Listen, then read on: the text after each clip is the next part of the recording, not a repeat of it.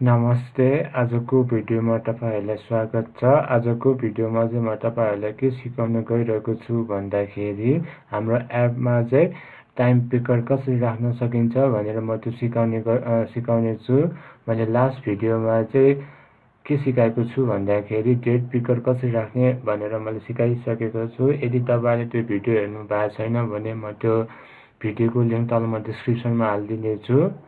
र आजको भिडियोमा चाहिँ मेरो मेन मोटिभ भनेको टाइम कसरी देखाउने हाम्रो एपमा जुन चाहिँ तपाईले मेरो मोबाइलमा देख्नु भइसकेको छ। र अब आउनुहोस्, अब कोड गर्न थाल्नुहोस्। कोड गर्नुभन्दा अगाडि तपाईले मेरो च्यानललाई सब्स्क्राइब गरिदिनु होला र साथसाथै बेल आइकन पनि दबाइदिनु होला। र अब कोड गर्न थालौं।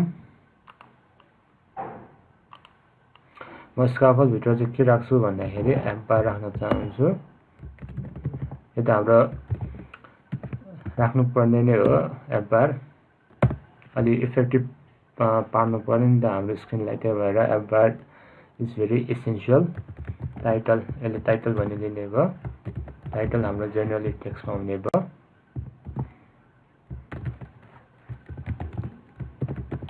टाइम पिकर र म कलर पनि चेन्ज गर्न चाहन्छु, ब्याकग्राउन्ड कलर।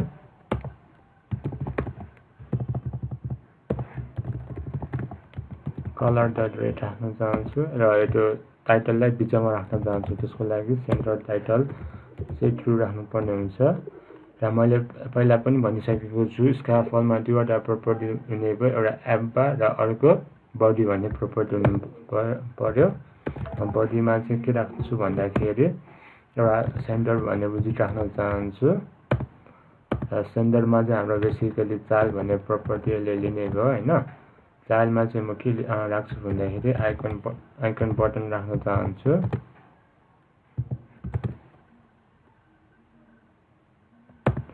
आइकन बटनमा चाहिँ के हुने भयो भन्दाखेरि दुईवटा लिने भयो, एउटा आइकन भनेर र अर्को अनप्रेस इभेन्ट भनेर यसले लिने भयो हैन।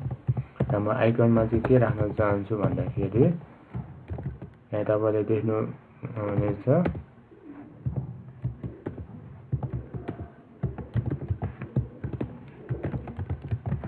आइकन्स डट अलार्म राख्न चाहन्छु। र यो अनप्रेसमा चाहिँ म के गर्छु भन्दाखेरि अहिले एनोनिमस फंक्सन बनाएर एउटा फंक्सन ट्रिगर, जब म त्यो के भन्छ बटनलाई ट्रिगर गरेपछि यसले फंक्सन कल गर्ने भयो नि त। त्यही भएर म एउटा यहाँ फंक्सन बनाउन गइरहेको छु, सेलेक्ट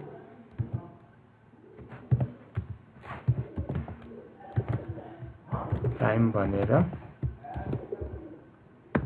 यो अन्डरस्कोर भनेको यो के भन्छ फंक्सनले चाहिँ प्रोटेक्ट गर्ने भयो। यसलाई चाहिँ क्लास बाहिर राख्न पाउँदैन, प्राइभेट जस्तै भयो यसलाई।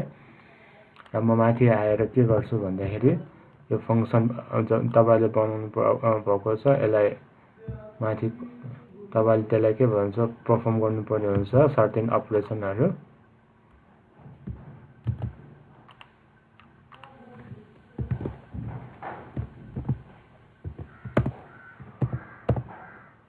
म चाहिँ यहाँ के असिङ राख्न चाहन्छु।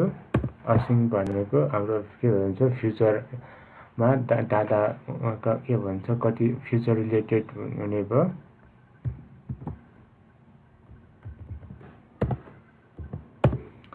असिङ भनेको अब मैले अलरेडी त्यसको भिडियो पनि भनिसकेको छु। यसले के गर्छ, असिङ राख्दा के हुन्छ, असिङ राख्दाखेरि तपाईले के भन्छ कि यो जो फ्युचर रिलेटेड सम्बन्धित हुने भयो त्यति मात्र अहिले याद गर्नुहोस्।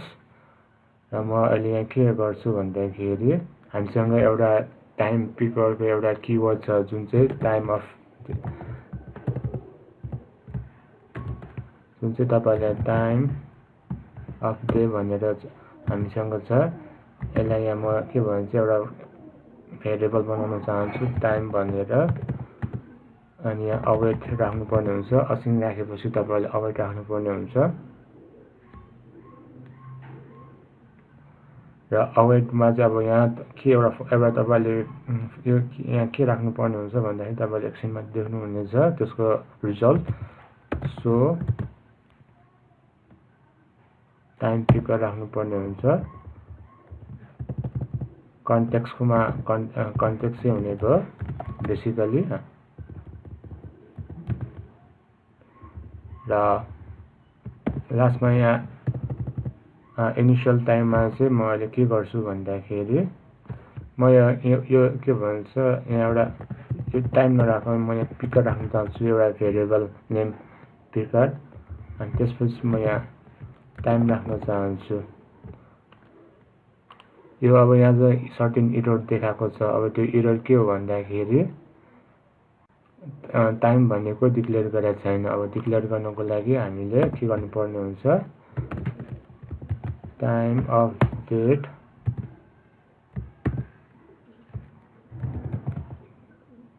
टाइम राख्नुपर्ने हुन्छ। र त्यसपछि अब हामीलाई अहिलेको टाइम चाहियो नि त, त्यही भएर म के गर्छु भन्दाखेरि अहिले करेन्ट सिचुएसन, अहिले करेन्ट कन्डिसनको हाम्रो टाइम कति छ त्यो चाहियो। त्यसको लागि म एउटा इनिट स्टेट भन्ने मेथड बनाउन चाहन्छु। इनिट स्टेट भनेको यसले एकचोटि सुरुमा यसले कल गर्ने भयो। र म यसमा के गर्छु भन्दाखेरि time equals to time of day dot now गर्न जान्छु। नाउले के रिप्रेजेन्ट गर्छ भन्दाखेरि अहिलेको प्रेजेन्टको टाइमलाई यसले रिप्रेजेन्ट गर्ने भयो। अहिले हाम्रो कति छ, 6:03 छ। अब नाउले त्यही रिप्रेजेन्ट गर्ने भयो। र यहाँ त्यसपछि के गर्छु भन्दाखेरि एउटा म कन्डिसन राख्न चाहन्छु। त्यो कन्डिसनले के गर्छ म पछि तपाईँलाई थाहा हुन्छ। इफ पिकर को भ्यालु नट इक्वल्स टु नल भयो भने म यहाँ के गर्छु, स्टेट युज गर्न चाहन्छु। सेट स्टेटले हाम्रो इन्टायर स्टेटलाई रिबिल्ड गर्ने भयो। म यहाँ के गर्छु भन्दाखेरि टाइम इक्वल्स टु पिकर राख्न चाहन्छु। र म टाइमलाई प्रिन्ट गर्न चाहन्छु अहिलेको लागि। टाइम डट टु स्ट्रिङ राख्नुहोस् र एकचोटि हट रिस्टार्ट गर्नुहोस्। मेरो मोबाइलको लाइभ रिभ्यू तपाईँले यहाँ साइडमा देख्नु भइसकेको छ। अब आउनुहोस्, अब रिजल्टको मात्र प्रतीक्षा छ हाम्रो। म साइन इन भन्ने अप्सनमा एकचोटि क्लिक गर्न चाहन्छु। त्यसपछि म यो टाइम पिकरमा एकचोटि क्लिक गर्न चाहन्छु। अब मैले यहाँ के गरेँ भन्दाखेरि एउटा सेन्टर विजिटमा मैले एउटा आइकन बटन राखेँ नि त, तपाईँले जुन यहाँ तपाईँले देख्नु भएको छ अलार्म। र मैले अनप्रेस इभेन्टमा चाहिँ के भन्छ सेट टाइम, एउटा जब म अनप्रेसलाई ट्रिगर गर्छु यसले एउटा के भन्छ यहाँ माथि तपाईँले देख्नुहुन्छ एउटा सेलेक्ट टाइममा चाहिँ के भन्छ अहिलेको टाइमले देखाउने भयो। जुन चाहिँ इनिसियल टाइम भनेको नै हाम्रो अहिले के छ त्यो देखाइदिने भयो। म के भन्छ यो आइकनलाई क्लिक गर्न चाहन्छु। जुन चाहिँ तपाईँले यहाँ देख्नु भइसकेको छ। अहिलेको हाम्रो के भन्छ टाइम भनेको 6:05 जुन चाहिँ एक्ज्याक्ट यहाँ के भन्छ त्यहाँ तपाईँले तल देख्नु भएको छ। र त्यसपछि के गर्छु भन्दाखेरि मैले त्यो टाइमलाई चाहिँ म के भन्छ मेरो कन्सोलमा एकचोटि देखाउन चाहन्छु। त्यसको लागि तपाईँले एकचोटि ओकेमा क्लिक गर्नुहोस्। ओकेमा क्लिक गर्ने बित्तिकै यहाँ तपाईँले देख्नु भएको छ 18 भनेको हाम्रो इङ्ग्लिस टाइम भयो नि त, त्यही भएर के भन्छ 18:05 गएको। अब मलाई त्यो के भन्छ स्क्रिनमा देखाउनु पर्यो यो टाइम। अब त्यो कसरी देखाउने भने सिम्पली तपाईँले यो सेन्टर विजिटलाई एकचोटि एउटा नयाँ विजिटले व्याप गरिदिनुहोस्। त्यो विजिटको नाम भनेको कोलम विजिट भयो। कोलमले के लिने भयो भन्दाखेरि हाम्रो सुरुमा लिस्ट अफ चिल्ड्रेन लिने भयो।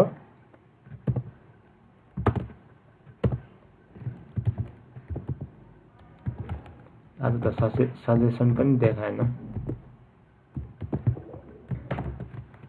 सजेसन देखाएन भने तपाईँले नआटिनुहोस्, तपाईँले टाइप गर्नुपर्ने नै हुन्छ।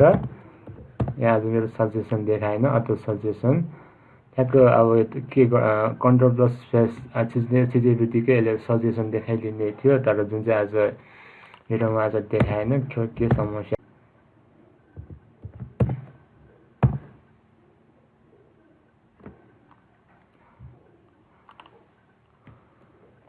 र यहाँ टेक्स्ट भनेर लेख्नुहोस्।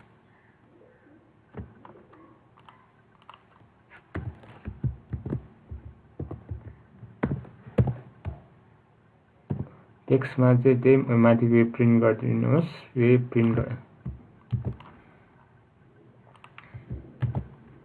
यो प्रिन्ट हुँदैन यहाँ।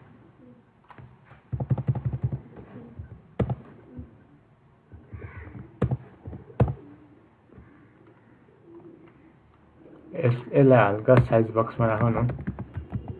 साइज बक्स यसको हाइट अलिक ठुलो राख्छौँ, 20.0 र यसलाई चाहिँ रिस्टार्ट गर्छौँ।